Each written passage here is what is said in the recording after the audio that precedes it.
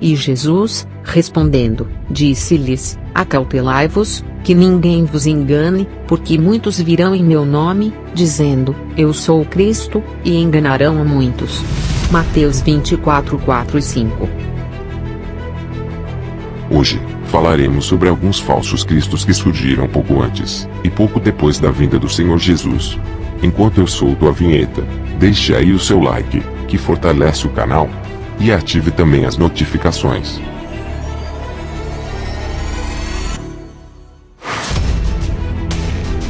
Significado bíblico da palavra.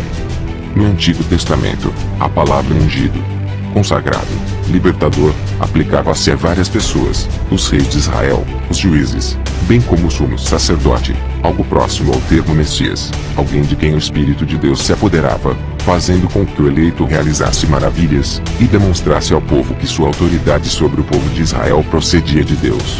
Os próprios patriarcas eram considerados ungidos, no sentido mais amplo da palavra. Mas até o século I a.C., a palavra Messias era aplicada apenas às profecias que se referiam à vinda do libertador de Israel. Outros judeus que se proclamaram foram tidos como Messias. O relato de Flávio Joséfo acerca de Messias no primeiro século. Pensava-se que Flávio Joséfo tivesse declarado que o Jesus dos cristãos era de fato o verdadeiro Messias. Não existem versões originais dos escritos de Joséfo. No entanto, as comparações de várias traduções levaram analistas dos textos a concluir que esta declaração, bem como outras, foram na verdade alterações inseridas ao texto, séculos depois dos fatos, não tendo sido escritas por Joséfo. No entanto, também dos textos de Joséfo, há o relato de que, no primeiro século antes da destruição do templo, alguns messias surgiram, prometendo o alívio da opressão romana, tendo encontrado seguidores. Joséfo relata: outro corpo de homens malvados também se levantou, mais limpos nas suas mãos, mas mais malvados nas suas intenções, que destruíram a paz da cidade, não menos do que o fizeram estes assassinos os sicari. Porque eles eram impostores e enganadores do povo, e, sob a pretensa iluminação divina, eram pela inovação e por mudanças, e conseguiram convencer a multidão a agir como loucos. E caminharam em frente deles pelo descampado, afirmando que Deus lhes iria ali mostrar sinais de liberdade. Mateus, no aviso contra falsos cristos e falsos profetas, testemunha o mesmo. Por volta de 44 depois de Cristo, apareceu um homem chamado Teudas, que clamava ser um profeta. Encorajava as pessoas a segui-lo, trazendo os seus haveres até o Jordão, que dividiria para os seguidores. De acordo com Atos 5 verso 36, que parece referir-se a uma data diferente, conseguiu convencer 400 pessoas. Os biosfados enviou homens a cavalo em perseguição dele, e do seu bando. Muitos deles foram mortos e outros foram tomados como cativos, juntamente com seu líder, que foi decapitado. Outro citado pelo destacado judeu Gamaliel é chamado de Judas, o Galileu. Porque antes destes dias, levantou-se Teudas, dizendo ser alguém. A este se ajuntou o número de uns 400 homens, o qual foi morto, e todos os que lhe deram ouvidos foram dispersos e reduzidos a nada. Depois deste, levantou-se Judas, o Galileu, nos dias do alistamento, e levou muito povo após si. Mas também este pereceu, e todos os que lhe deram ouvidos foram dispersos. Atos 5, versos 36 e 37. Um Messias egípcio teria supostamente conseguido agregar 30.000 apoiantes, prometendo que sob o seu comando as muralhas de Jerusalém iriam ser desmoronadas. Outro Messias, segundo o relato de Joséfo, prometeu ao povo a libertação das suas misérias se eles o seguissem até ao descampado.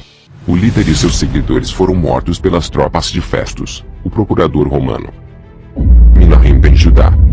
Ao contrário daqueles Messias, que esperavam conseguir a libertação do seu povo através de intervenção divina, Menahem ben Judá, o filho de Judas da Galileia, e neto de Ezequiel, o líder dos Zelotes, que tinham irritado o rei Herodes, era um guerreiro. Quando começou a guerra, ele atacou Massada com seu grupo, armou seus seguidores com as armas ali armazenadas, e partiu para Jerusalém, onde capturou a fortaleza Antônia, derrotando as tropas de Agripa II.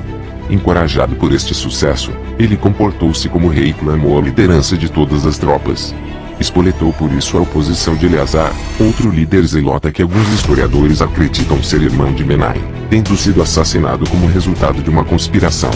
Ele será provavelmente a mesma pessoa mencionada como Menai ben Ezequiel no Talmud e ali chamado de provisor de conforto que deverá aliviar. O professor Israel Knoll afirma que os pergaminhos do Mar Morto mostram que já tinha existido um Messias antes de Jesus Cristo, chamado Menai, o Essênio, que morreu em circunstâncias semelhantes às de Jesus, o qual teve conhecimento desta história. Bar Kokhba. Com a destruição do segundo templo de Jerusalém em 70 d.C., a aparição de Messias parou por algum tempo. 60 anos mais tarde, um movimento político messiânico de grandes proporções teve lugar, com Shimeon Bar Kokhba, também, Bar Koziba, como líder. Este líder da revolta contra Roma foi saudado como o rei Messias pelo Rabi Akiva, que se referiu a ele, 5, como, uma quarta estrela de Jacó virá e o cetro irá erguer-se fora de Israel, e irá golpear pelos cantos do reino de Moab, e Ag. 2.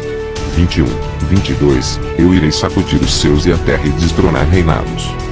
Apesar de alguns terem duvidado que fosse o Messias, ele parece ter conseguido apoio generalizado na nação. Após causar uma guerra que fez frente ao poder de Roma, foi morto perto das muralhas de Betá. O seu movimento messiânico acabou em derrota e na miséria dos sobreviventes. Em 135, a revolta foi esmagada pelo imperador romano Adriano. Centenas de milhares de judeus foram massacrados. Os sobreviventes dispersaram-se pela diáspora ou foram feitos escravos.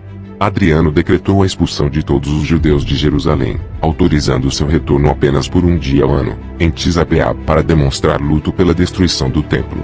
Após esta tremenda derrota dos judeus, a cidade de Jerusalém seria reconstruída pelos romanos, tendo o imperador Adriano ordenado a mudança do nome de Jerusalém para Ilia Capitolina, e o nome da Judéia para Síria Palestina, para evitar qualquer associação judaica com a terra de Israel. Vê também, Guerras Judaico-Romanas. O ocorrido marcou também uma nova etapa do cristianismo. Até então, os cristãos eram sobretudo judeus. A partir daqui foram obrigados a dispersar-se para outras zonas. Se até então a psicologia dos líderes cristãos tinha uma perspectiva judaica, depois do ano 135, a maioria dos cristãos seriam gentios, ou não judeus, e adquiririam uma perspectiva diferente, de pessoas que vivem na Grécia, ou são romanos e que mais facilmente adotariam posições antijudaicas. Moisés de Creta. A derrota da guerra de Bar Kokhba foi um desastre que afetou negativamente o surgimento de Messias nos séculos seguintes. No entanto, a esperança permaneceu. De acordo com um cálculo baseado no Talmud, o Messias seria esperado em 440. Essa expectativa, em ligação com os distúrbios do Império Romano em face das invasões, podem ter levado a incentivar o Messias que apareceu nesta época em Creta e que angariou o apoio da população judaica para o seu movimento. Ele denominou-se Moisés e prometeu liderar o seu povo, como o antigo Moisés, levando o seu povo de volta à Palestina, atravessando o mar.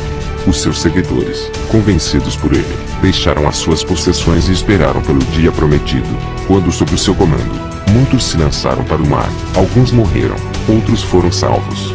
O pseudo-Messias desapareceu sem rastro. Então, vimos os exemplos de alguns falsos cristos, que levaram muitas pessoas a segui-los, com promessas de libertação e grande prosperidade. Porém o fim destes e de todos os seus seguidores foi trágico e seus movimentos foram extintos. Mas com Jesus é diferente.